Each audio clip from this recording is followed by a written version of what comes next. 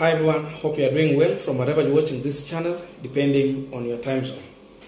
Now, yesterday, Railaodinga, President Uhuru Kenyatta, and the other party leaders in Azimio side were meeting with all members of parliament and the senators elected in that coalition ahead of the business in the National Assembly and in the Senate.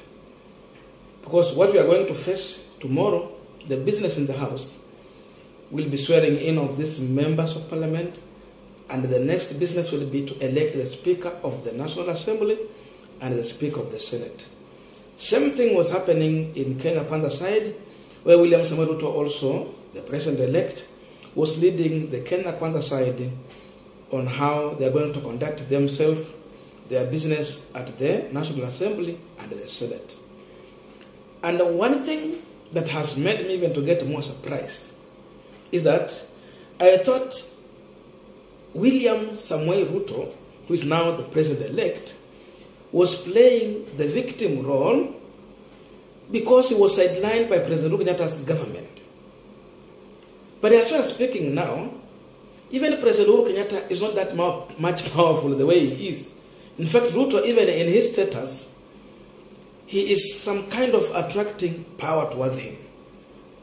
But still, on the same point, William Samoei Ruto still want to play a victim role. I'm just surprised. Remember, Azimio side, as of now, they have a slight margin over Kenya Kwanza in numbers of members of parliament elected on that coalition. But William Samoei Ruto, because he's the president-elect, atakuwa sworn in, akuwa the fifth president, he need to control the National Assembly and the Senate. Because of that, he will not allow the Azimio side to take over the leadership of the Senate in terms of electing the Speaker and even National Assembly. So having this, Ruto is using every manner and every means to play even victim role to make sure that he is getting his numbers right. Listen to him shortly, and then after this we are going to continue with this conversation.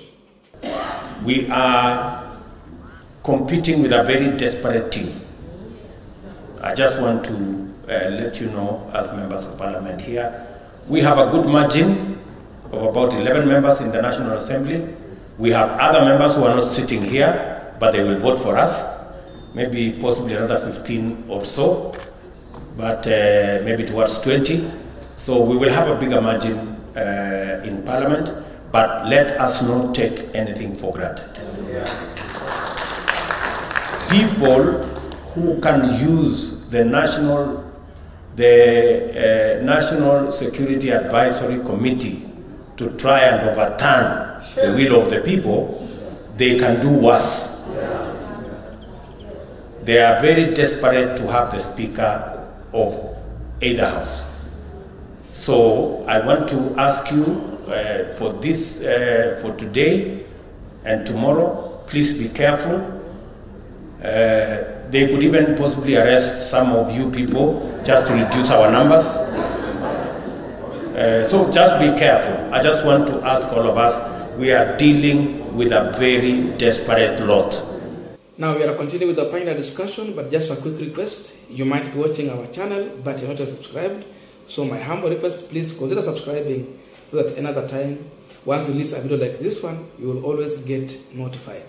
Again, to all our returning subscribers and anyone who drop comment, I must say thank you so much for your unconditional support. Again, I'm requesting you to give our video thumbs up so that YouTube can recommend our videos to more viewers. Back to our discussion.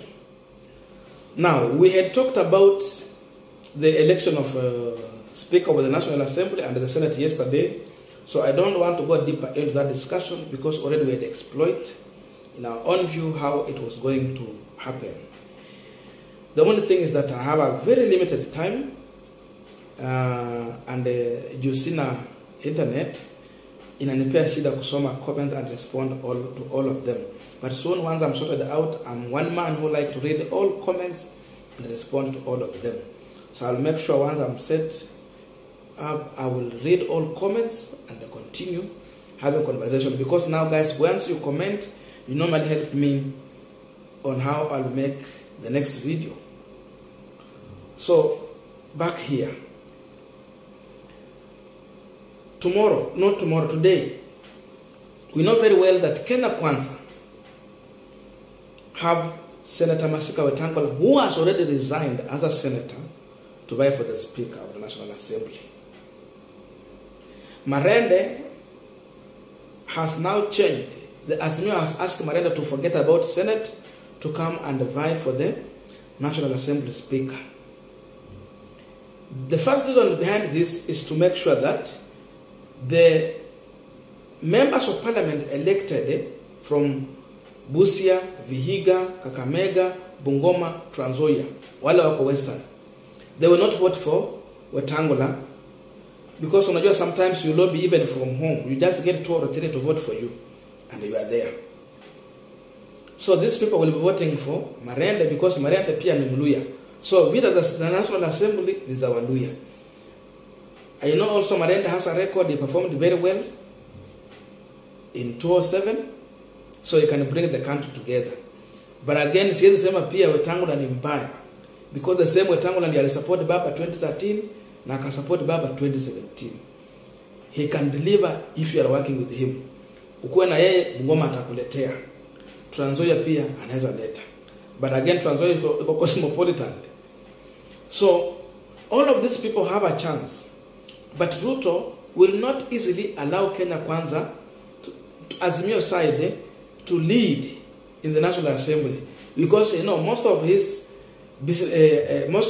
bills might not pass, or he will need to negotiate with the majority side, because wale wenye watapigia speaker na washinde, maybe watakuwa the majority side.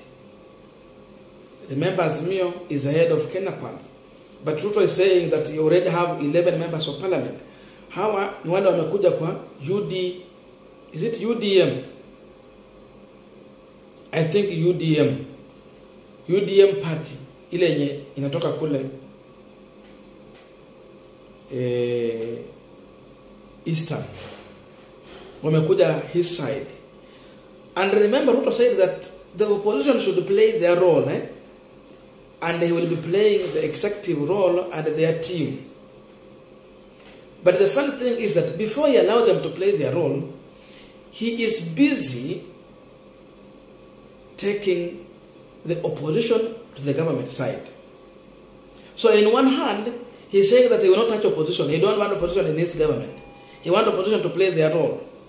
But again, on the same ground, he goes there to take some members of opposition to the government side. Which is which? What is the difference between what Uhuru Kenyatta did and what William Samoei Ruto is doing? Because Uhuru worked with Raila Amolo Odinga, he realized that he did not won ilikuwa ni mambo pale ya computer. Then he had to work with Raila Amolo Odinga. But now Ruto is going for Raila Amolo Odinga men who have been elected, the people whom Raila Amolo Odinga campaigned for, to work with, without now involving Raila Odinga himself. Isn't that hypocrisy? Ruto is being hypocritic. You don't want to work with opposition. Oh, you are now busy poaching opposition members of parliament. UDM. Now we are talking about independent members of parliament. He is going for them also. But beside this, what has surprised me is when Ruto is saying that the government is desperate to make sure even they are going to an extent of arresting the Kenya Kwanza members of parliament so that they reduce their numbers in order to make sure that they are getting the slot of the Speaker of the National Assembly and the Senate. You see, in one way, he's warning his members of parliament to be careful on their conduct before they elect the National Assembly Speaker and the Senate. That is how much serious William Samoei Ruto is. Who is going to arrest these members of parliament ahead of this election? The truth of the matter is that Ruto does not have enough numbers, and therefore he needs numbers. How will he arrest people when they were just set to be sworn in? Getting numbers is to play a victim role the way he has been doing in the campaign. He said now these members of parliament will sympathize with him and make sure that they are voting for him. And even those who have joined this party, so that they can make sure that they are voting for him. Sympathy, that's what he's looking for. But the question I'm asking myself now, after this, now Ruto has been sworn in as the president, who will Ruto be blaming for the failure in his government? Now he'll be the president. We'll be calling him President William Samoei Ruto. For now he's the president-elect. Whom will Ruto be blaming in his government? Because even now, we are going for the election of the Speaker of the two houses, but still they want to blame Uhuru, they want to blame Raila, they want to blame even the Security Council. I thought Ruto will not talk about the issue of Security Council because Chebukati brought in that issue, the Advisory Council. That means we are bringing in the military and the other people. What Ruto is talking about here explains one thing. Immediately he takes over power. Some of these security advisors are going to be kicked out. Like it or not, that is what he's going to do. But is it the time for uniting the country or a time to divide? What role should William Samoei Ruto play as president of the Republic of Kenya? Unite or even divide more? How will he lead a divided country? That is the question on the table. I think watu wa Kenya kwanza wako na majibu. See you in our next video.